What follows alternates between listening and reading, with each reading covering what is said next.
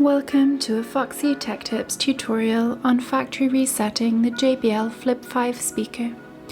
If you find this video helpful, please consider subscribing to my channel and liking the video.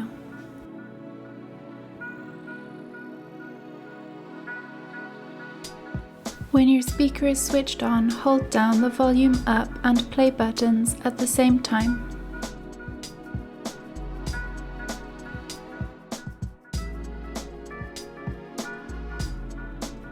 Keep holding them down until the speaker turns off. It will take about 5 seconds.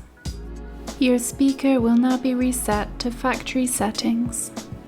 When you turn it on again, it will be as if you have never used it before. You will have to pair it to any device that you would like to connect it to. When you turn it on, the Bluetooth light will be flashing, and the speaker will be in pairing mode. And that draws an end to this tutorial.